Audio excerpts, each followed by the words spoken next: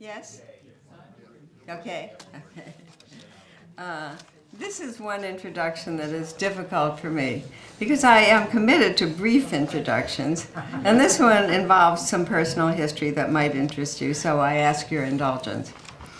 I encountered Adam Michnik's book, Letters from Prison, in the late 1980s, just as I was turning my attention to the impact that the disintegration of the Soviet Union and the tearing down of the Berlin Wall had on the world order as we knew it. These events suggested and led to what we might call a democratic surge in Eastern Europe. People who had been subjects all their lives were challenging autocratic rule and insisting that they be citizens. The freedom that they were seeking to experience was beyond what they dared to imagine earlier, and even to some extent beyond their skill set. Everything that citizen required was counterintuitive to them because as subjects they had only to obey, not dream, not imagine, and decidedly not to govern themselves. Adam Michnik's approach to that transition from subject to citizen was and remains, in my view, the best, if not the only approach that makes sense. It became embedded in my mind as it was elegantly simple and profound. In short, he maintained that the democratic revolution was about people acting as though they lived in a free society, speaking their minds about the way they wanted to and had a right to live freely. He explained that violent revolution could only lead to replacing one tyranny with another. It's no accident that he was punished for this sound advice, which he delivered often and convincingly, and so it's no wonder that his first book is titled Letters from Prison. He spent some time there more than once. Several years later, through a mutual friend who knew of my work, related to the role of the citizen in a democratic society, I had the occasion to meet Elzbieta Matynia, director of the Trans-Regional Center for Democratic Studies at the New School in New York.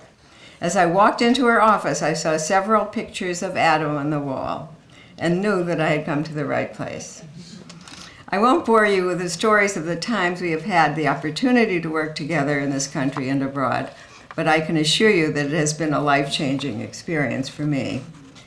And so having them both here, Adam is an architect of modern democracy, and Elzbieta, who walks the walk and who has just published An Uncanny Era, featuring the translation of Adam's seminal conversations held secretly with Vaclav Havel, is a high point for me, and I'm sure it will be for all of us. Elzbieta today will serve not only as an author, as an introducer, but as a translator for Adam. So I won't take another moment away from their time at the podium. I ask you to welcome first Elzbieta.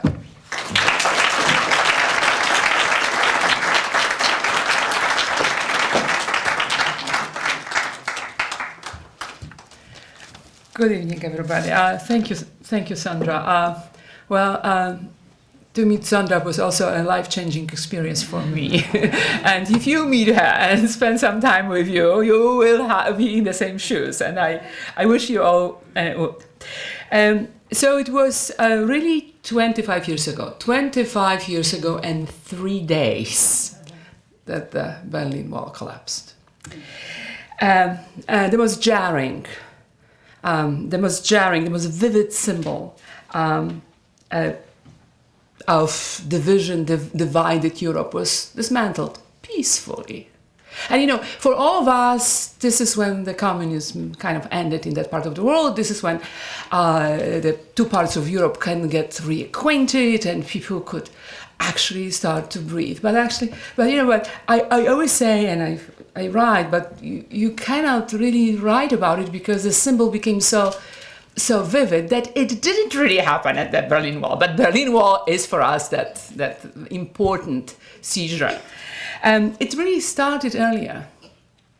And for many outsiders, it looked like a miracle. It went on its own. The miracle was actually something that people in that part of the world had been working on for many years. And the Poles, at least, I am Polish, so is Adam, but we do represent here the entire region, really. People in that region work hard, but for Poles, the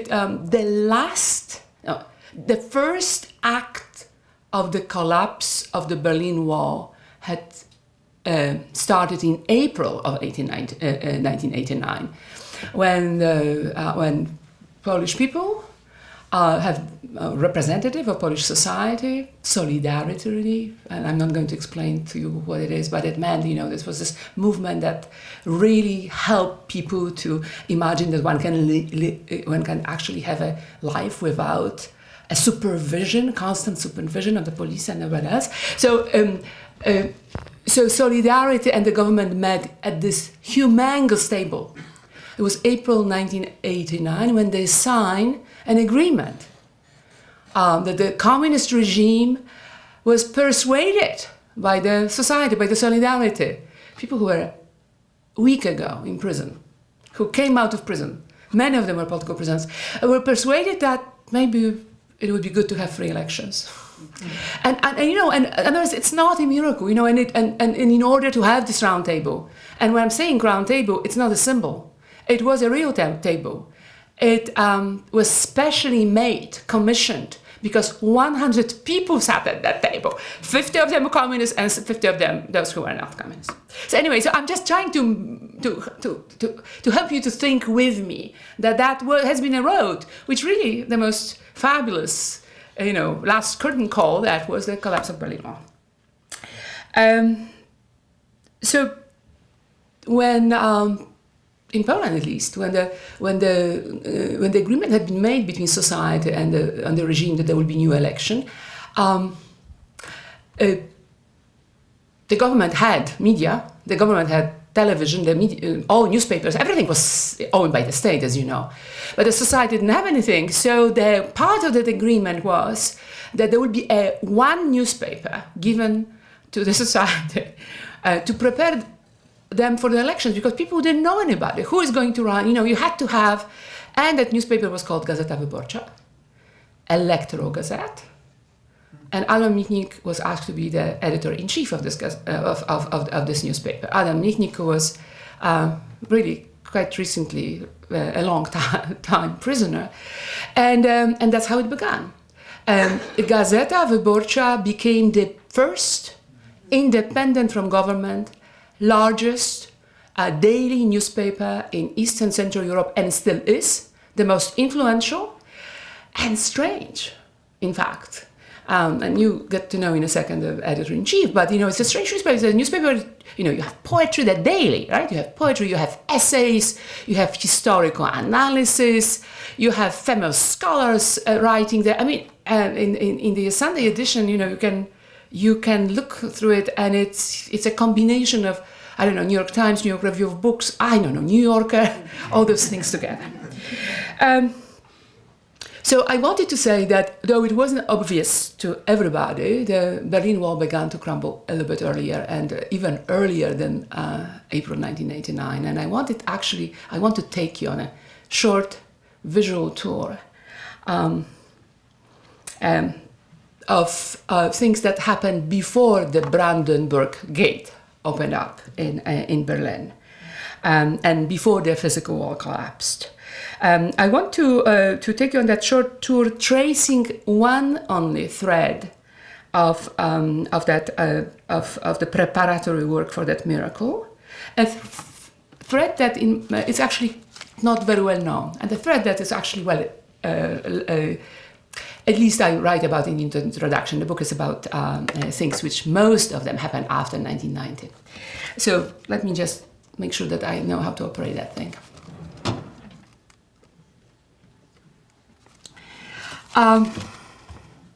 So imagine, so we will go back a little bit further. As you can look, it's 1978. It's 1978. And so we'll step back 36 years. It's August 1978, almost exactly 10 years after the Warsaw Pact Army invaded Czechoslovakia. I don't know whether you remember. Some of you may remember. There was this amazing reformatory movement in Prague, in Czechoslovakia, called Prague Spring in 1968. And it seemed as though, the society wanted to have a little bit more justice. They wanted, as they say, socialism with human face. because it was clear that you cannot get rid of it because there are those tanks in the Soviet Union. Well, even socialism of human face was not possible, and the tanks rolled in. And it wasn't just Soviet, all Warsaw Pact armies were part of that invasion, dramatic, a lot of people have been killed. I mean, very, very dramatic thing, which changed the situation in Czechoslovakia for a long, long time. In the 10th anniversary of that horrific event, a group of Poles and a group of Czechs arranged a secret meeting on the mountaintop. So it was 10 years after 68, and the governments got such and the communist regimes got such a bad press that they wanted really to improve it. They really were looking for some better PR. So they opened part of the border that divided Poland and Czechoslovakia. Karkonosze is a mountain range, and you can see the name Karkonosze right there. And there's this mount called Śnieżka, snow mount.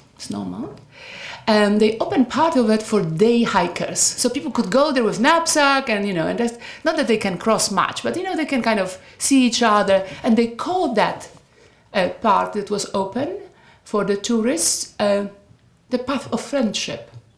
So our dissident and criminals, meaning political criminals, people who were doing underground press, and they were trying to print stuff in Polish or other languages that were not available, and were trying to talk about how to create a better world for them and for their children, at that time known as dissidents, have met on the mountaintop secretly. Part of them came from Warsaw and part of them came from Prague. Well, they really didn't come from Warsaw, from Prague, because the police was after them. So I remember talking about it with Adam, and he said, we have to go under the water for a few days. So the police will kind of lose track of us. And then they kind of separately, each of them separately came, and they met in a little town on the foothill of the Mount Śnieżka, and they hiked up. The Czech group, it's a small group at that table, you see them, and they met at the picnic table there. And the Czech group was, some of them drove from Prague. Vaclav Havel, who was there, in the black glasses, in the dark glasses, walked, because he had a little house, a family house, at the bottom of Karkonosze, bottom of that hill, not far, maybe like 2 hours, maybe walk or so, in Hradeček. So he walked up. The person who was next to him is a very famous Czechoslovak singer, Marta Kubišová, who could not sing because she sang protest songs, and after 68, she would not be able to sing. Of course, Havel was a playwright, as you know, who could not perform his plays at home in Czech or Slovak, or in fact, he could not be performed in any of the Eastern European countries. And then there were those Poles who, one of them is Michnik, and Michnik is next to Havel. They don't talk to each other. Michnik is talking to his friend Kuroń. I don't know whether you recognize him, but he's next to Havel. So the Czechs who came were from Charter 77, which was an illegal initiative in Czechoslovakia. Charter 77 was actually a list of people. People signed up a request to the Czech government in 75, 2 years earlier, 3 years before this meeting, that perhaps the government would consider respecting the agreements, the international agreements that they signed in Helsinki, human rights agreements that they signed in Helsinki. Because it's 3 years later, and the Czech and Slovak citizens cannot travel, they cannot do anything, they're completely isolated from the rest of the world. They signed this letter, and of course that became immediately illegal. Organization or initiative was called Charter 77. So here are representative of Charter 77 and representative of Poland's Workers' Defense Committee, which was also heavily illegal, aid organization helping workers who were persecuted for protesting the food price increases in 1976. And they were arrested, and they were beaten, and they needed legal help, and they needed money. The family needed money because the members of the family were imprisoned. So workers. So that was the first meeting, and very, very important. And it's not known. And those meetings didn't end up there. So they got up their knapsacks, they pull out the cheese and beer, and and they began to talk. And at some point, and they try to communicate. They could not travel. Those Poles could not travel to the Czech Republic, and those Czech people could not go to Poland. They didn't have passports. So there was the chance to actually see each other face to face. They heard about each other, but through mostly Western journalists who tried to communicate with them. So that was the beginning, and they began, and there was beer, as I said, and Havel began to talk about this neighborhood. In this neighborhood that he lives in Prague, there is this vegetable store. In this vegetable store, there's this guy who is the director, manager of the vegetable store, and why is he? Asked then Havel, why did he put this poster, which says "Proletarians of all world unite"? Why did he put a poster about them, which comes from Communist Manifesto? Why did he put this poster on the window shop, vegetable window shop, next to carrots and onions? He didn't have to. Why people? And indeed, people were very, very afraid after 1968. They were afraid. There was even very small acts of courage were very, very difficult. So they talked about it. And Michnik said, well, we just opened an underground journal. We just have a new underground journal that we are printing by hand in Poland. But, it's very interesting. It's called Kritika. Why won't you write down that stuff that you are just telling me, and we'll publish it? I'm talking about it, I spent so much time on talking about it because this became the most emblematic piece, after which Havel is very well known as The Power of the Powerless, an essay called The Power of the Powerless, which is really about those small acts of courage that, if we don't know that we have power, we don't have to take up arms because the reality of the tanks is there. So what I'm trying to... Okay, so this is how it was commissioned. Few months later, this is a letter. Adam gave me this letter. This is a letter in Czech, smuggled from Czechoslovakia, from Prague, written by Havel on the typewriter, full of mistakes. But Havel was such a meticulous writer. He wanted to edit his own text, and he says, "Adam, here's the essay that I promised you." But if you look at that letter, it's very interesting because Havel was a playwright. So it's almost like a staging instructions, how it should be published, You don't have to know the Czech, but, this is how it should be. I would like to have people responding to it, and this, and maybe Sakharov from Russia. Very careful instruction. I'm talking about, and then on the top of it, it's not in the book because I cannot publish it in the book because it's actually addressed that Adam still lives in Warsaw. It says, Adam Michnik, Poland. Michnik, Poland. So, somebody brought it, and of course with it that essay, The Power of the Powerless. This is the journal I'm talking about, the quarterly that was published in Poland, in which Power of the Powerless was published. It's called Kritika. This was the fifth issue. It's actually quite thick. It was quite thick, but not very, it was just like that size, let's say. And it was printed in the garages and sheds outside of Warsaw by people who locked themselves for a week. They had food there in order not to be traced by both police. Then the stuff was brought to some anonymous apartments in the big block housing projects in Warsaw, and people were collating it. And then students took it to their knapsacks and they sold it. And in this way, the underground publishing, which published Kritika, could buy paper on the black market, could invent. They had to invent ink. You could not buy ink. You cannot buy large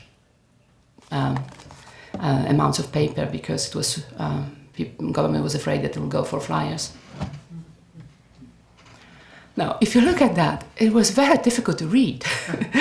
And I'm joking, but of course now with this laser print, it's really, it requires a good eyesight.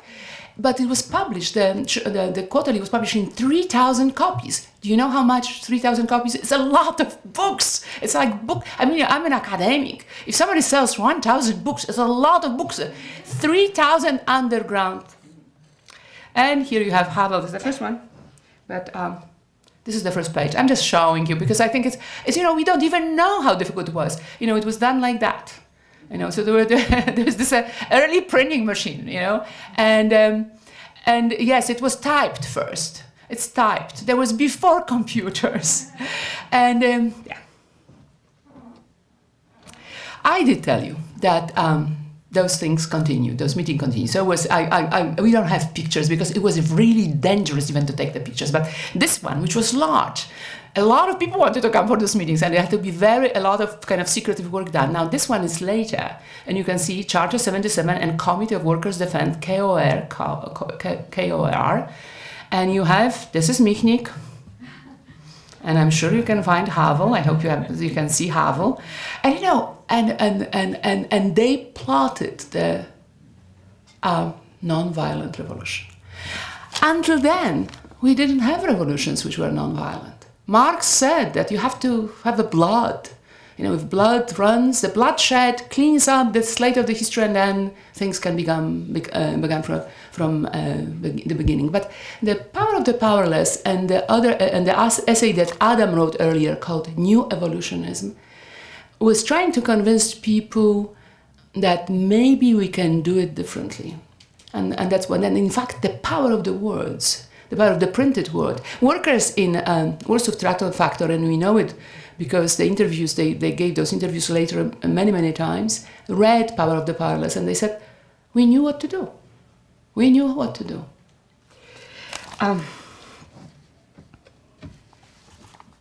The architects of the dismantling of the Berlin Wall before, you know, which were rarely seen like that, but that's how it happened. This is the thread I was talking about.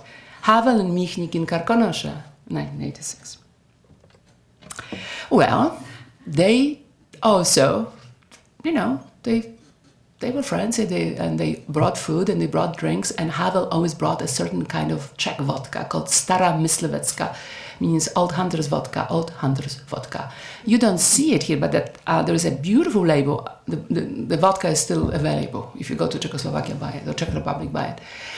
And there is a label, and on that label you have this 19th century hunter, a person, a man in a little hat with a feather here, you know, with a moustache, and kind of smiling and raising this glass of vodka. I have always brought it. It's really herbal, very herbal, very bitter. He liked it. He brought it, and he said, as I know from Adam now, and it's widely quoted, now, since we could not have socialism with human face, let's have vodka with human face.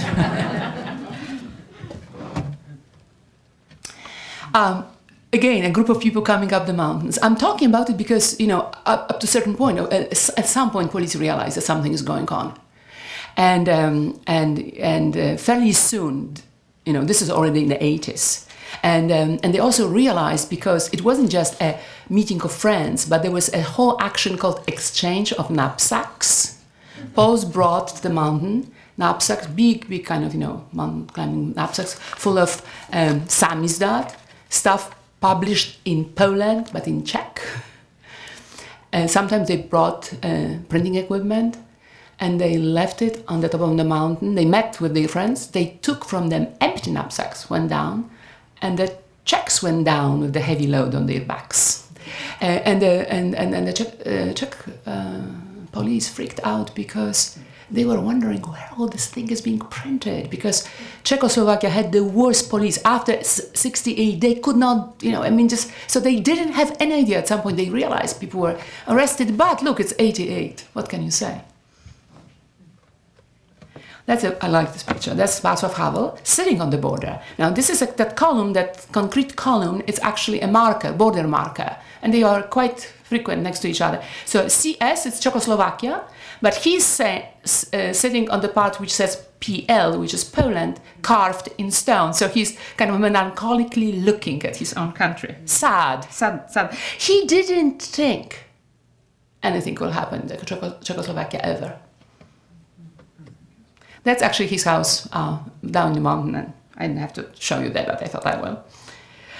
Okay, here it is. It's already after 89, and Havel comes to Warsaw, and it's Michnik, and it's Geremek was one of our foreign ministers, wonderful, amazing historian.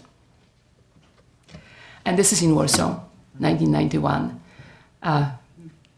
And when I say friendship, and those conversations really are conveying that friendship, it's really look the way Havel looks at Michnik. A kind of a love and appreciation, and they really, really, you could see that Havel would not tell those things that he told anybody else but his friend.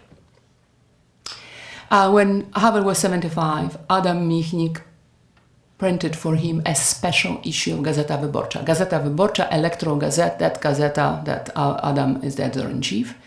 Entire issue was about Havel, with a huge part of it being an essay of Adam on Havel. This essay is in the book. It's a closing essay of the book. In 2011, 2 months before he died, Havel wrote a thank you note just after getting this issue of Gazeta Wyborcza, and he said, Adam, I hope we will see each other soon. He was very, very ill. He had a lung cancer. So here is the book. There is also other book that just came up in the United States, both by the just I wanted to show you, by Yale University Press, and that's The Trouble of History, the book of essays of Adam. So that's it. But I want to start this conversation. I actually want to ask Adam some questions, and because I thought I was very thorough in telling you different things, I would like to invite you to this conversation, to join in and to ask questions, because as I say, those are things which are not known, and we do not have to just ask about those conversations that are covered in the book. But I have to say that the conversation, the reason it's called Uncanny Era, is because there is this kind of wonder there. So we made this revolution, and we made it. And so why things are not as great as we wanted them to be? Not everything turned out well. People, suddenly the market economy took over, there was a huge poverty, and right now things are much better. And various issues, so they are talking about those things that didn't work, and also about things that did work. So I wanted to maybe finish with a quotation, which I'm not sure whether it's in the book. I think it is in the book, but I come from the New School for Social Research, and our professor there was Hannah Arendt. And when anybody talks from the New School anywhere else, talks always about Hannah Arendt. So Hannah Arendt, who was this person also in exile from the Nazi Germany, and a member of the university in exile here, just before she died, in 1970, gave an interview. I'm talking about it because I always wonder, she died in 75. I always wonder, and she's this great thinker of democracy and nonviolent revolution, and that, in fact, using violence show that you don't have power, the violence disempowers you. Anyway, so I always wonder, what would she think about 1989? What would she write? She would certainly write something. What would she think about Michnik and Havel, those architects of that kind of that change? That the change would be gradual, it will happen, it will be nonviolent, and it will be democratic, and everybody will, that kind of liberation will come with that sense that we can do that. And we can do it in various ways, and really by reading, by printing, by organizing ourselves, by setting committees to defend others, and so on. Well, she died before that. But she did give an interview in 1970, and it was about events of '68 in the West and also in the United States. She was very disappointed with the '68ers. She said, what could pave the way for a revolution in the sense of preparing revolutionaries is a real analysis of the existing situation, such as used to be made in earlier times. The theoretical sterility and analytical dullness of the students' movement in the West is striking and depressing. And then she added, things are different in South America and in Eastern Europe, principally because there has been vastly more concrete practical experience. Now, she didn't say anything else, and I just wish that she would, and that she would kind of help us to understand what happened later. And then the final quote, and that's a quote from Havel, who in 1969, after the invasion of Soviet Union of the Warsaw Pact army, have written a letter to Dubček, to the key reformer, but a member of the Communist Party himself, the first secretary at that time. He wrote a letter in which he said, even a purely moral act that has no hope of any immediate and visible political effect can gradually and indirectly, over time, gain in political significance. And I think that the philosophy that both of them represent, one represented in The Power of the Powerless, the other represented in numerous essays, but which started with the New Evolutionism, written by Adam Michnik, that they are kind of that kind of politics with moral core inside. So I will ask Adam to the stage. Adasiu, chodź. And I will just start this conversation because I don't want to put you on the spot, but I want to ask him a few questions and.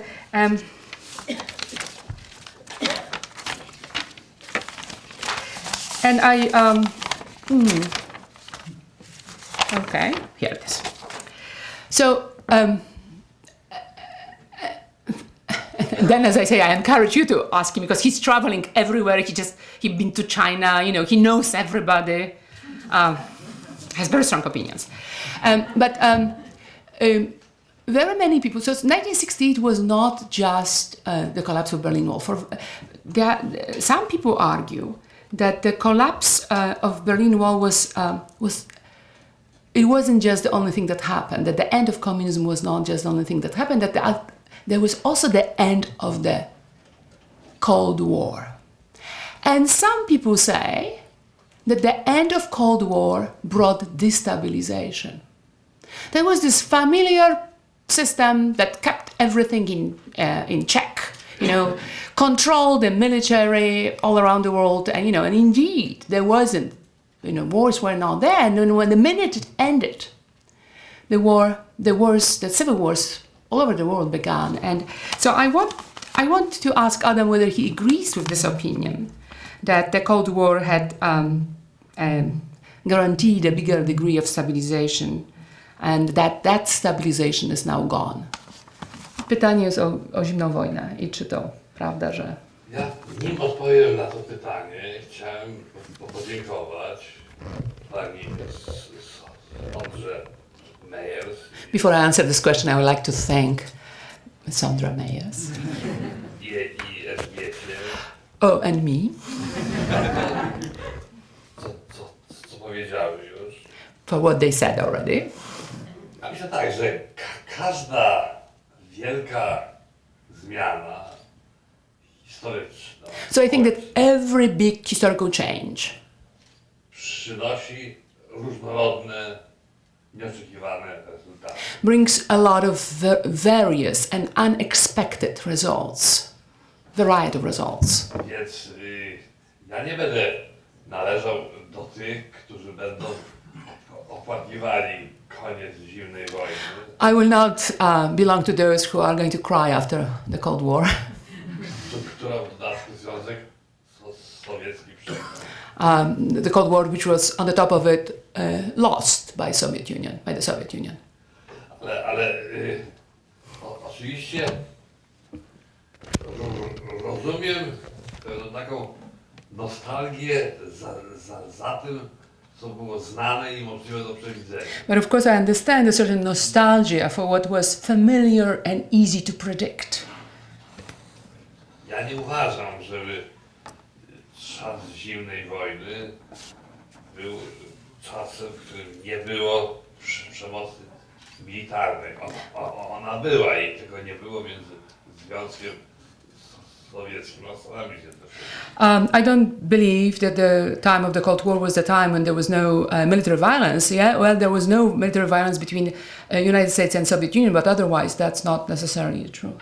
Natomiast oczywiście koniec zimnej wojny nie oznacza końca historii. But of course the end of the Cold War did not mean it's the end of history. Więc po pierwsze, zawsze lepsza zimna wojna od gorącej wojny. Of course, in the first place, there was always better to have a Cold War than the hot war. Po drugie, In the second place, historia się nigdy nie kończy. the history has never end and does never end. 89 rok przyniósł wielką eksplozję wolności. 1989 brought a huge explosion of freedom. wolność jest dla wszystkich. And freedom is for all, for everybody. Dla mądrych i dla głupich, For smart and for stupid. dla dobrych i dla złych For good, for those who are good and those who are not. i tak dalej. And so on. I oczywiście pewnego typu konflikty, które były jakby zamrożone w zamrażalniku zimnej wojny. And of course, a certain kind of conflicts which were frozen in the freezer of the Cold War, Kiedy dotrwały do 1989 roku, when they survived until 1989 in that freezer, okazało się, że ta lodówka się zepsuła, że już nie ma prądu. it turned out that that freezer got broken. There was no current anymore. I zaczęło śmierdzić. And stuff inside of that began to get decayed. So it stunk. It was stinking. I wtedy z tego zamrażalnika wylazły rozmaite duchy przeszłości. And from that freezer, slowly crawled up various ghosts of the past. Więc przeszłości faszystowskiej, The Nazi fascist past, przeszłości stalinowskiej. the Stalinist past. I w tym sensie And in that sense, pojawiły się też eksplozje nowych nacjonalizmów. an explosion of new nationalisms also emerged. I to najbardziej było widać na Bałkanach. And one could see it best in the case of Balkan countries. Balkan wars. W dawnej Jugosławii wybuchła dzika wojna szowinizmów, którą wszyscy przegrali. In the former Yugoslavia, a completely wild war of chauvinism began that all lost. The war that was lost by everyone. Natomiast w centralnej Europie That's Southern Europe, Southeastern Europe, but in Central Europe, zwyciężyła taka filozofia Wyszehradu. the logic of Visegrad, or philosophy of Visegrad, which is a place where a certain agreement was done, won. 4 kraje, na początku 3, bo to była Czechoslowacja, Węgry i Polska. So there were 4 countries, initially 3, because Czechoslovakia was still one country, then they divided. Czechoslowacja się rozpadła, Czechoslovakia got divorced, ale w inny sposób Czechs from niż Slovaks, Jugosławia. but differently than Yugoslavia. To znaczy, to był aksamitny rozwój. Just as the Velvet Revolution is the revolution that was called, what had happened in Prague, the divorce was also called Velvet Divorce. That separation was a velvet divorce between the Czechs and Slovaks. I udało się zbudować taką wspólnotę, która gwarantowała spokój i pokój w sercu Europy. And that kind of community we still succeeded to create that kind of community that guaranteed peace and quiet in Central Europe. Natomiast w gruncie rzeczy wszystko polegało na tym, kto w jaki sposób rządzi. But at the end, it all depended on how things were ruled, or who was governing and how the governance was done in each country. We wszystkich krajach były tendencje szowinistyczne, separatystyczne. On those countries you could find chauvinistic, autocratic, separatist tendencies. Ale nie wszędzie one wygrywały. But not in all those countries those tendencies were victorious ones. I dzięki temu, że w Polsce one nie wygrały, because they did not won in Poland. można powiedzieć, że Polska była tym przykładem Poland had become this kind of turned it into this example model. udanej, przykładem transformacji, która się zakończyła sukcesem. The model and the example of the transformation from communism to post-communism to democracy that ended up with success. Jest krwawe wojny domowe, o które pytasz, nie były żadną koniecznością. So the bloody wars that I was mentioning, which is some people are arguing, were not necessarily a necessity. One były po prostu wynikiem niedojrzałości czy infantylizmu elit politycznych, które te wojny wywoływały. They were a result of immaturity and in fact infantilism of the elites which brought about those wars. The political elites brought about those wars. Zimna wojna nie gwarantowała żadnej stabilizacji. The Cold War didn't guarantee any stabilization. Zimna wojna oznaczała zamrożenie konfliktu, który It musiał just nadejść. froze the conflicts that were to come. No i na szczęście, kiedy nadszedł, to And when it came, systemy totalitarne przegrały. the totalitarian systems had lost. Adasiu, 1989 means the opening the gates for democracy in Eastern Europe, but also gradually in Soviet Union. It wasn't just that the Berlin Wall collapsed, Soviet Union collapsed. Now it's 25 years later. What is happening in Russia and in the other post-Soviet countries? Ja nie powiedziałbym, że I gave him these questions on the cards, okay? So I wouldn't have to translate for you again. I just gave him when we were coming up here. ja nie powiedziałbym, że te zmiany w Europie doprowadziły do rozpadu związku. I would not say that what happened in Europe, Central Europe, the collapse of Berlin Wall, led to the collapse of Soviet Union. Oczywiście tutaj istniało pewne współgranie tych elementów, There was a certain ale rozpad Związku Sowieckiego był procesem wewnątrzsowieckim. There was a certain coexistence of those circumstances, but the collapse of Soviet Union was an independent process on its own, happening on its own. No i tutaj stanęło wtedy pytanie And then the question was posed. wszystkimi krajami, co dalej. Then all those countries within Soviet Union, nationalities. Myśmy wierzyli, What's next? my ludzie z Solidarności wierzyliśmy, że nieuchronną konsekwencją upadku komunizmu musi być demokracja. We, people of the Solidarity movement, we strongly believe that the necessary outcome of the collapse of communism has to be democracy. Ale okazało się, że to nieprawda. But it turns out that's not true. Że na miejsce dyktatury komunistycznej That in place of communist dictatorship, może się pojawić dyktatura nacjonalistyczna. there may be inserted a nationalist dictatorship, chauvinist dictatorship. Dyktatura, nazwijmy to tak, quasi-religijna. It could be a theocratic dictatorship or quasi-theocratic. Theocratic. Że dopiero zaczyna się spór o to, jaki model na państwo przyjdzie po komunizmie. So in fact, we all were facing and confronting a kind of controversy. What kind of model of the state will come after communism? I znowu ja uważam, że Polska And again, I believe jest krajem ogromnego sukcesu. I believe that Poland is a country with great success. Dlatego, że We are not doing PR here, really, but just go to Poland. I mean, I just been there. It's. I never thought I would nie feel wiem, this way. jak brzmiał ten twój komentarz, może... Nie chciałam powiedzieć, że nie robimy żadnego PR, ale naprawdę jest tak, jak mówisz. Otóż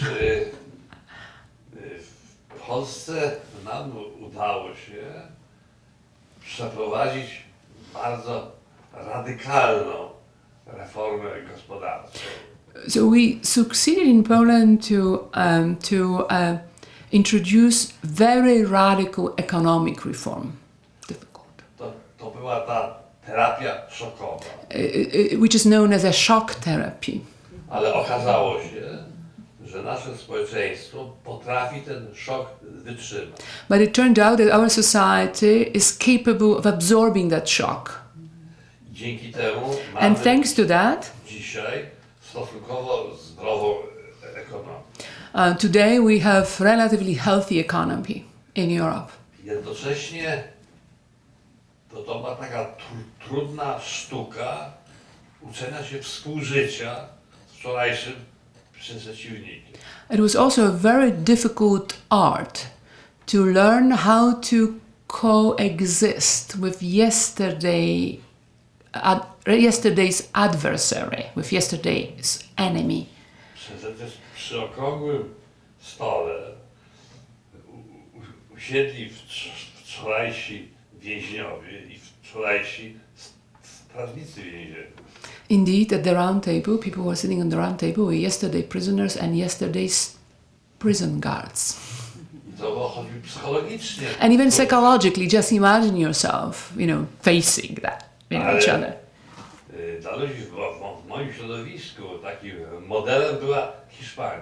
But at least in my milieu, in the milieu of Committee of Workers' Defense and most of Solidarity, the model was Spanish model of transition. Że Hiszpania zdołała wyjść z dyktatury bez rewolucji, bez przemocy, bez odwetu, drogą negocjacji i kompromisu.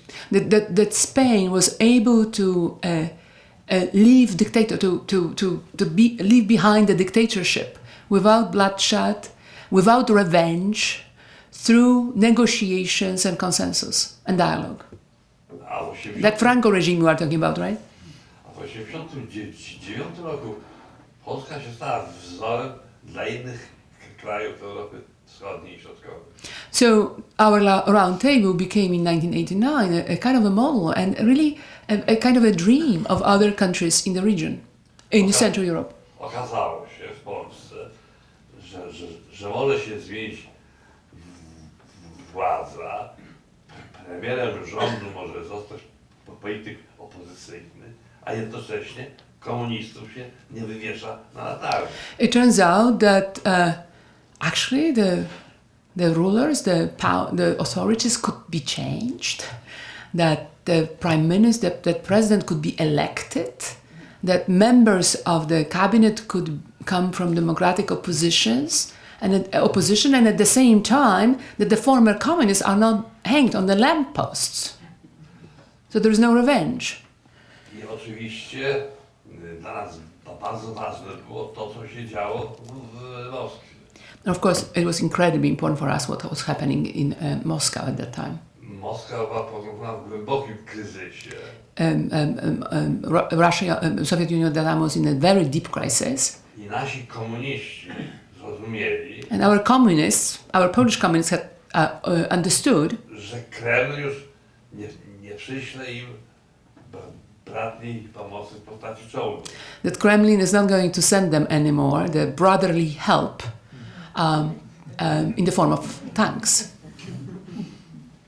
I zrozumieli, że im bardziej opłaca się negocjować, And they also understood that it's more profitable for them to negotiate with the democratic opposition niż prowadzić otwartą wojnę.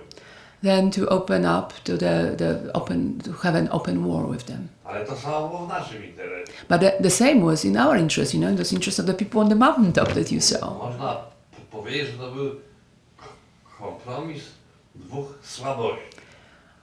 You could say that there was a compromise of two weaknesses, one represented by the government and one represented by protracted, not always successful actions of the democratic opposition, of the dissidents.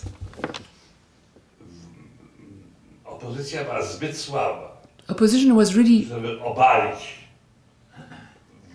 władzę komunistyczną od jednego pchnięcia. the democratic opposition, democratic movements, civil society was too weak to overthrow by one push the government, the communist government. A władza była za słaba, żeby opozycję zniszczyć.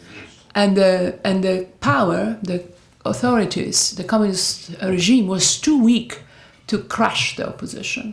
Ale te dwie słabości nauczyły nas żyć w kompromisie. But those two weaknesses have taught us to live in compromise, Znaczy, to live the compromise. So, musieliśmy się zgodzić na to, że się nawzajem nie zgadzamy. we had to agree that we don't have to, for things that we would not agree otherwise. Ale musieliśmy razem żyć. But we had to live together. tradycyjnym problemem w tym regionie The traditional issue in that part of the world, in this region, był problem granic i mniejszości. was always the problem of borders and the ethnic minorities. I znowu w Polsce zwyciężyła idea żadnej rewizji granic. And in Poland, the one logic, one idea, we will not revise the borders. We are not going to change the borders. Przesuwać granic. We won't move the borders. Próbujmy je otwierać. Let's not move the borders. Let's try to open them up. Dlatego, że w tym regionie nie ma sprawiedliwych granic. Because there is no just borders in this part of the world. There are no non-contestable borders in this part of the world. Sprawiedliwy.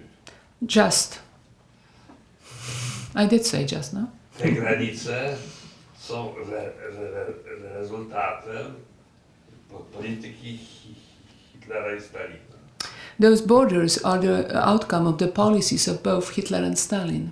Więc jak zaczniemy je przesuwać, So if we try to move them, shift them, tylko nowe nieszczęście. that will be only new disasters, will only cause new disasters. Ale projekt Unii Europejskiej pozwala na właśnie likwidację granic. But you know, the European Union project allows us in fact to get rid of borders altogether. Więc zwyciężyła filozofia.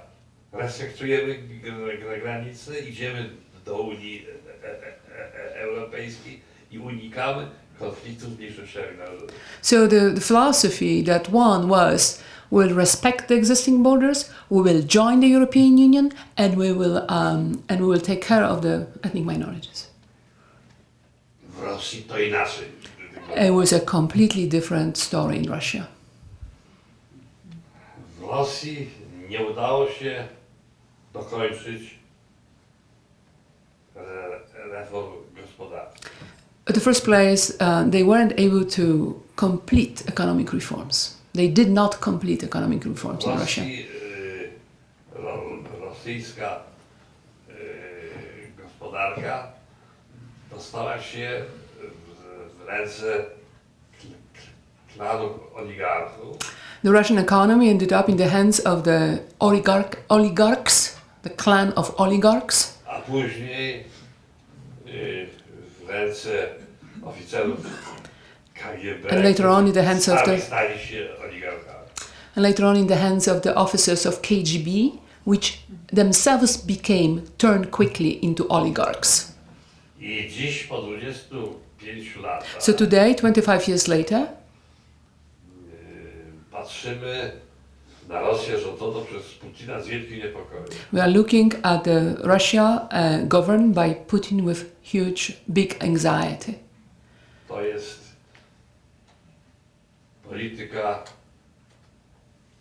bandycka. It's a policy conducted with the bandit means. To jest polityka imperialna, agresywna. It's imperialistic, aggressive politics. Niebezpieczna dla Rosji i dla świata. Very dangerous for both Russia and for the world. To by była taka skrótowa That's a short odpowiedź na pytanie. answer, but we can come back to it about Russia. I Rosja, trzeba powiedzieć jedno. One thing has to be Putin to said. nie jest Rosja. Of course, Putin is not Russia. W Rosji są tendencje demokratyczne. There are also democratic tendencies in Russia. Z czasem one zwyciężą, jestem przekonany. And I am convinced that in time they will succeed, they will win. Ale dziś But today, wielka część rosyjskiego społeczeństwa jest jakby zaczadzona the huge part imperialnym szowinizmem. of the Russian society is intoxicated with the Russian chauvinism. Ale my Polacy wiemy, But we Poles, we know że po każdej wódce przychodzi kac. that after each drinking night you have Katzenjammer or hangover. Hangover comes. Więc czekamy teraz na rosyjski kacer. So now we are waiting for the Russian hangover. So, Adasiu, jeszcze mam ostatnie pytanie. So the third question that I have is, would they, Havel died in December 2011, 3 years ago, almost 3 years ago. Would he be around today? I'm sure that they will talk again. They will talk. They needed to talk to each other. What would you talk about? What do you think he would say? Co myślę, on by powiedział o tym, co się dzieje? Havel, o tym już mówiła Elzbieta, był moim przyjacielem. Havel was my friend. Myśmy się przyjaźnili przez 30 kilka lat. We were good friends for 30-something years. Jak się zaprzyjaźnili, to obaj jeszcze byliśmy kryminalistami. When we became friends, we were both criminals. A potem on się stał prezydentem, And then he became president. a ja byłem taki polski Rupert Murdoch. And I became a Polish Rupert Murdoch. I hope not. No, but that's really a huge power, as you know. Havel należał do bardzo nielicznych ludzi, którzy potrafili łączyć intuicję polityczną z wiernością zasadom moralnym. Havel belonged to this very small group of people who are capable of bringing together the political intuition with faithfulness to morality, to morals, to ethics. Nie byłem zdziwiony tym, że Havel bardzo kibicował prezydentowi Barackowi Obamie. I was not particularly surprised that Havel was a big fan of rooting. He was rooting for Obama. Havel nie czuł się dobrze w świecie intryg politycznych, ale czuł się na swoim miejscu w świecie wartości moralnych. He was not feeling at home in the world of political games or intrigues, but he really felt at home in the moral world. Jest dla mnie oczywiste, It's absolutely clear for me że dzisiaj that today on by z wielkim niepokojem patrzył na politykę Putina. he would worry and look with great worry at the politics of Vladimir Putin. I na pewno byśmy na ten temat sporo... And I'm quite sure we will talk about it quite a bit. Ja nie wiem, czy on dobrze rozumiał całą tą specyfikę Rosja, Ukraina. On był raczej człowiekiem zachodnioeuropejskiej mentalności. I don't know whether he understood well the kind of specificity of the relationship between Russia and Ukraine and the subtlety of all that, of those cultures. He was more familiar with kind of Western culture. You should know, though, that's my parenthesis, that Adam speaks perfect Russian and reads the newspapers, and I think he does understand. To nas zresztą różniło, dlatego że ja zawsze byłem takim antysowieckim Russofilem. That really always divided us, because I, on the other hand, was always this anti-Soviet Russophile. Natomiast dla Havla Rosja to coś obcego. But for Havel, Russia was something alien. No ale on nie mógłby mieć żadnych wątpliwości, obserwując rosyjskie czołgi na Krymie, w Gdańsku czy w Doniecku. He would not have any doubts, though, once he would see the Russian tanks in Crimea or in Donetsk or in Ługańsk in Ukraine. Mnie się zdaje, że on by w tej chwili mobilizował I think that now he would publiczną be trying to mobilize public opinion w świecie demokratycznym, in the democratic world żeby powiedziała Putinowi stop. so it would say stop to Putin.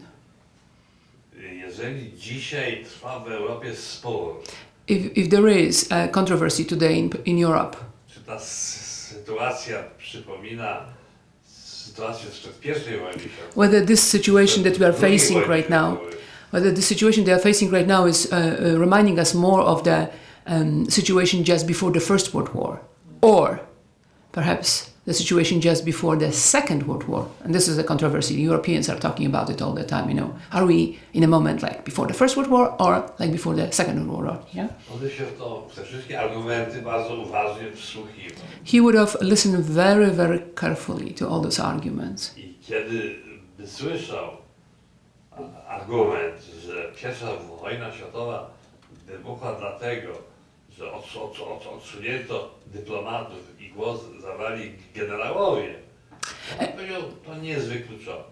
And would he hear that the First World War began because diplomats were removed and the generals took over, he would say, well, perhaps that's what happened. It's not unlikely. Ale przed I wojną światową nie było Hitlera But before the First World War, there was no Hitler. i nie było Stalina. And there was no Stalin. A przed II wojną But światową before the Second World War, był Hitler. there was Hitler.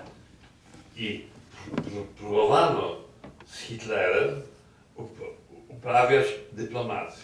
And there were efforts, as you know, to play diplomacy with Hitler, to do diplomatic, to approach him diplomatically. Próbowano rozumieć Hitlera, rozumieć They were jego rację. trying to understand Hitler, to understand his reasons and his No jak? point of view. No rzeczywiście, traktat wersalski dla Niemców był niesprawiedliwy. Well, indeed, perhaps the Versailles Treaty was not as just for Germans, yeah? Maybe it wasn't so good for Germans. So there was this effort to understand Hitler. Dlaczego nie ma prawa zremilitaryzować Nadrenii? Perhaps for that reason he does have a right to remilitarize the Rhine country, right? No Austria. Or Austria. Look at Austria. Czy istnieje jakiś naród austriacki? Is there an Austrian nation? Przecież to są Niemcy. After all, those are Germans. Niemcy powinni żyć w jednym kraju. And Germans should live in one country. I stąd się brała zgoda na Anschluss. So, therefore, there was an agreement, a tacit agreement of international diplomacy for the Anschluss of Austria, or the invasion of Austria. Kraj sudecki w Czechosłowacji. Or Sudetenland. Or Sudetenland in Czechoslovakia. It's a part of Czechoslovakia, but after all, aren't Germans living there? Karlsbad, Marienbad. Look at the names. Karlsbad, Marienbad, all those Germans. No więc musimy przyłączyć to do III Rzeszy. So let's bring it into the Third Reich. Right? They should Gdańsk. join Third Reich. The Germans. Gdańsk. Or Gdańsk, To nie right? jest niemieckie miasto, no przecież jest. Isn't it a German city? A Polacy powiedzieli nie. Paul said no. Otóż And the war began, right? Diplomacy was over. premier Chamberlain, jak wracał z konferencji monachijskiej, gdzie poddano Czechosłowację, You know, there was a Munich agreement, there was a Munich conference in which Czechoslovakia was also given on a plate to Hitler, right? And when Chamberlain was going back home from this conference, powiedział na lotnisku, przywożę wam pokój na kilka pokoleń. he came and at the airport, when he was greeting at the airport, he said, "I am bringing you peace for few generations to last." Te kilka pokoleń to był jeden rok. Those few generations was 1 year. Czy Putin chce wojny? Nie, on nie chce. Does Putin want a war? Nie, on nie No, chce. he doesn't want a war. On chce zająć Ukrainę bez wojny. He wants to take over Ukraine without a war. Nie wolno mu na to pozwolić. He should not be allowed to do that. Jestem przekonany, że mój przyjaciel Havel w tej sprawie by dokładnie tak rozumiał. I'm absolutely convinced that my friend Havel would represent that position. Havel był może najdoskonalszym wyrazicielem tego etosu ruchów dysydenckich, powiedzmy, w Europie Środkowo-Wschodniej. Havel was probably the best representative and somebody who best articulated the spirit and the ethos of the dissident movements based on human rights dreams, right, in Central Europe. Jak pisałem esej o Havelu, za którą mi dziękował tutaj w tym liście. So when I was writing this essay for Havel, then later on was put in that issue of Gazeta Wyborcza I show you, and that is in the book, and the one that Havel thanks him at the end, just before he died. Mm-hmm. Zdążył jeszcze przeczytać. So he read it, he managed to read it. Posługując się taką metaforą, że to był Sokrates, który przekształcił się w Peryklesa. Yeah. So I used a metaphor there, that Havel was a Socrates who turned into Pericles. From Socrates to Pericles, it's the title of that thing. To się rzadko się w polityce zdarzają tacy ludzie. It's very rarely happens in politics. That kind of people very, very rarely happens. Ale Czesi mieli szczęście, że im się zdarzy.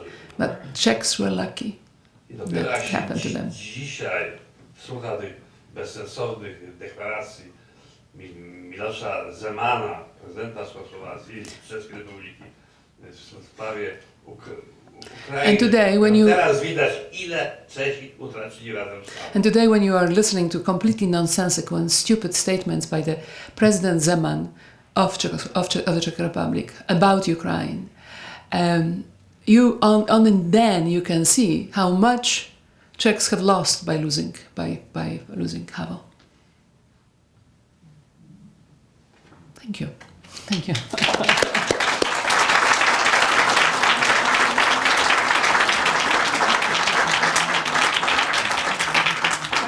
Unless Sandra wants it to be done differently, I can take questions and translate them for Adam. And questions could be about everything. And I wanted to tell you, yes. One of the great criticisms that is leveled at President Obama in this country is that he is bad at playing politics. As an Obamophile, I believe that he has a morality, but I find it strange that not being willing to play politics is a fault. And I wonder if Stop. Okay. Let me just ask you. You are talking about Havel now, right? Yeah, I'm talking about the comparison between Obama. Obama. Jest taka opinia o Obamie. I didn't get the first sentence. Że on nie chce uprawiać polityki, że nie chce grać polityki, że jest moralna, nie chce grać polityki. And your question is that... Is there a comparison between Havel and Obama that he is bad at politics? W tym, że oni jakby nie bardzo, nie są dobrzy w polityce. No, mnie się wydaje, że oni obydwaj I think that both of them chcieli szukać konsensusu. they were trying to look for consensus. Tylko Havel miał do czynienia z taką opozycją, Havel had to deal with that kind of opposition, która w konsensusie widziała słabość. that saw weakness in consensus. Havel after 1990, right? Consider consensus a weakness. Ja patrzę na to oczywiście z perspektywy średniej wielkości europejskiego państwa. Of course, I'm looking at that all from the perspective of the mid-sized European country. Dla mnie Barack Obama to jest dysydent, który wygrał amerykańskie wybory. For me, Barack Obama is a dissident who won American elections. To jest też bardzo rzadki przypadek. That's very rare case, you know. Ja czytałem książkę Obamy, gdzie on opowiada o swoim życiu. I read the book by Obama where he's talking about his own life. I nie mam żadnej wątpliwości, że gdyby Obama z tą mentalnością swoją, z tym systemem wartości urodził się w Moskwie, to był rosyjskim dysydentem, w Warszawie byłby polskim. And I have any doubt would Obama, with this way of thinking, kind of thinking, with that system of values that he represents, be born in Moscow, he would become a Russian dissident. In Prague, he would become a Czech dissident. In Warsaw, he would become a Polish dissident. Richard Nixon byłby funkcjonariuszem partii. Richard Nixon would be a party functionary. Także nie każdy amerykański prezydent był dysydentem. So it's not that each American president would be a dissident. That's not the case. Mm-hmm. Yes. Pope? Jaką rolę odgrywał papież w wyzwoleniu? Jaką rolę odgrywał papież w wyzwoleniu? Wiesz? Ja o tym nie mówiłem, bo nie mogę mówić o Of course I didn't talk about it because I cannot talk about everything. Elzbieta mnie nie pytała o to. And of course I didn't ask him, so it's my fault. Absolutnie zasadniczo. Absolutely major. W przebudzeniu Polaków do wolności Jan Paweł II odegrał rolę kapitalną. In waking up Poles towards freedom, John Paul II played a major role for Poles. Już sam fakt, że Polak został wybrany papieżem dla Polaków to była rewelacja. The very fact, the fact that Paul had become a pope, it became revelatory experience for Poles. It was. Oczywiście dla wielu to była rewelacja nie dlatego, że rozumieli myśl religijną kardynała Wojtyły, tylko się czuli tak, jakby Polak zdobył złoty medal na olimpiadzie. Of course, for many people liked it not because they understood the theological, philosophical thought of Karol Wojtyła, but they behave as though Paul won a gold medal on the Olympics. Niemniej jednak, Nevertheless, w 1979 roku, in 1979, jak on przyjechał z tą pierwszą wizytą do Polski, when he came with this very first visit to Poland, to nagle na ulicę wyległy miliony ludzi. Millions of people came on the street. Millions of people. Polacy zobaczyli, jakich jest wielu, jak się mogą integrować według innego, niekomunistycznego symbolu. And Poles saw each other on the street and they decided there's a lot of us. And in fact, they did see how they can get together, brought together by other than communist symbols. I na najważniejszym placu w Warszawie, In the most important square in Warsaw, do setek tysięcy ludzi, papież powiedział: nie lękajcie się. there was a mass and by the Pope, and there were hundreds of thousands of people, and Pope said, "Do not fear. I powiedział: prawda was wyzwoli. The truth will free you, will liberate you." Prąd elektryczny. And that was like electric current went through the square, you know. Ja byłem na tym. I've been there. I've been there too. Ja też byłam. I agree. I to było jedno z najbardziej niezwykłych przeżyć w mojej biografii. And that was one of the most extraordinary experiences in my own biography. I jak były strajki w Gdańsku w 80 roku. So when 1 year later, the strikes, the workers went on strike in Gdańsk shipyard in August 1980. To na murach Stoczni Gdańskiej wywieszono portrety papieża. On the fences of Gdańsk shipyard, you could go around the Gdańsk shipyard, which was fenced, and there were all those portraits of the Pope hanging there all over. Więc to miało ogromne znaczenie, ogromne. Protection, you know. I w Polsce, mówię, w tym czasie Kościół katolicki miał ogromne znaczenie, bardzo pozytywne. And so that had a really incredible significance for all of us.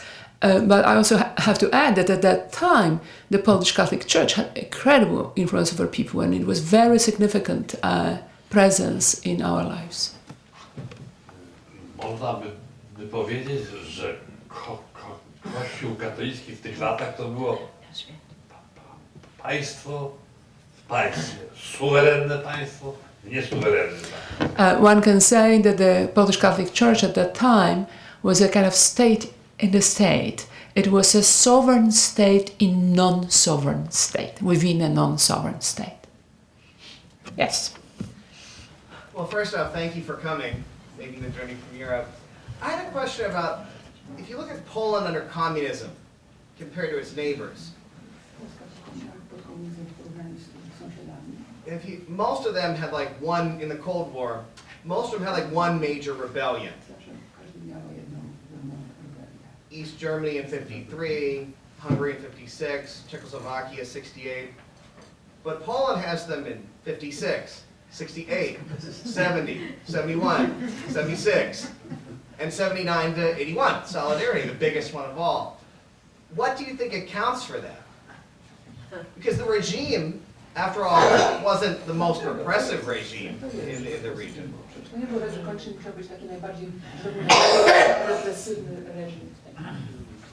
O Polsce się mówiło, że to jest najbezpieczniejszy barak w całym obozie.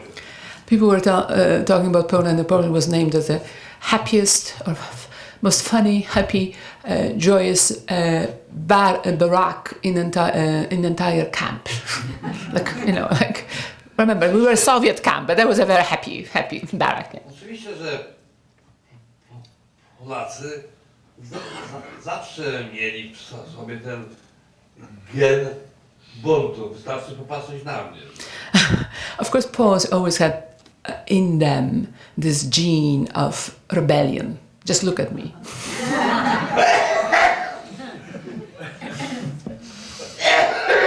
Oczywiście już Stalin mówił, że komunizm tak pasuje do Polski, jak końskie siodło do krowy.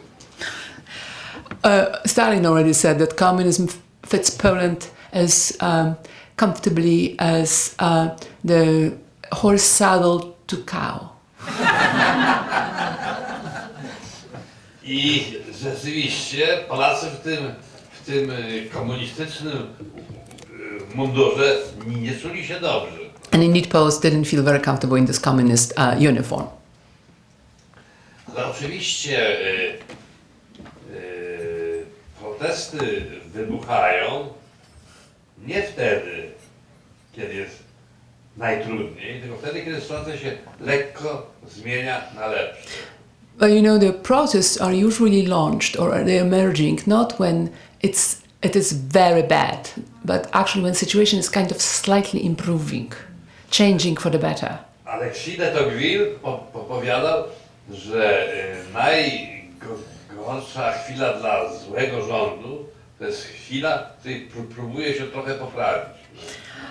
Alexis de Tocqueville, that we all know here in America, of course, always said that the most difficult situation for the government is not the crisis, but when the government is actually improving something, you know, doing something better. W 1956 roku In 1956 in Poland, to była taka rewolta ludzi, którzy w tych zmianach w destalinizacji zobaczyli nadzieję. It was a revolt of people, rebellion of people who saw in this changes, de-Stalinization. It was after Stalin died, right? They saw some hope in that, in those processes of de-Stalinization of the state. W 1968 roku 1968. to było ściśle sprężone z praską wiosną. It was very closely connected. What was happening to Poland was very closely connected to Prague Spring, to 1968 reform W movement. 70 roku In 1970, Willy Brandt przyjechał do Warszawy. Willy Brandt came to Warsaw. Napisał, że Niemcy będą respektować granice na Odrzejnycie. The Chancellor of Germany came to Poland and signed that the Germans will respect the Polish western borders, the borders with Germany. A w 76 In 1976, to już było takie przekonanie, there was already such a conviction że reżim Gierka nie będzie strzelał. everybody thought, people were completely convinced that the regime of Edward Gierek, who emerged in 1970 when they were shooting to workers, that this particular regime will not shoot to workers. 80 rok 1980, to było już od papież. 4 lat istnieje opozycja i papież. In 1980, you have the democratic opposition existing for 4 years, Committee of Worker Defense, and of course we have a pope. Ale to nie zmienia faktu, żebyśmy nie lubili komunizmu i lubiliśmy bunty. And that, of course, doesn't change the fact that we didn't really like communism and we liked rebellions.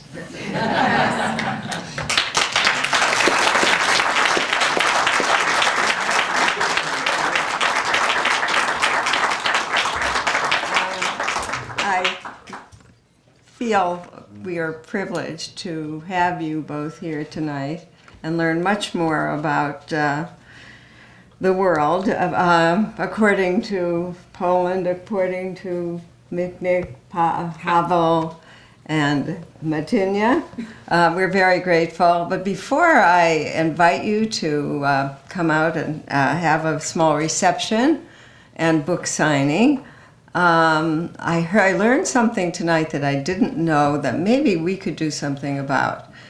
Before this session, there was an interview with the Scranton Times with Elzbieta and Adam, and I learned that Poland is the only country in Europe that Poles require a visa to get into the United States. So we can say maybe Poland is our best friend in that part of the world.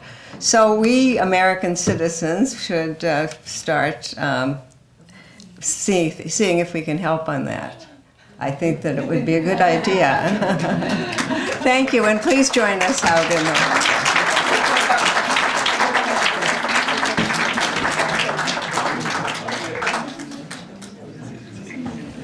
Thank you. Yeah, thank you. You don't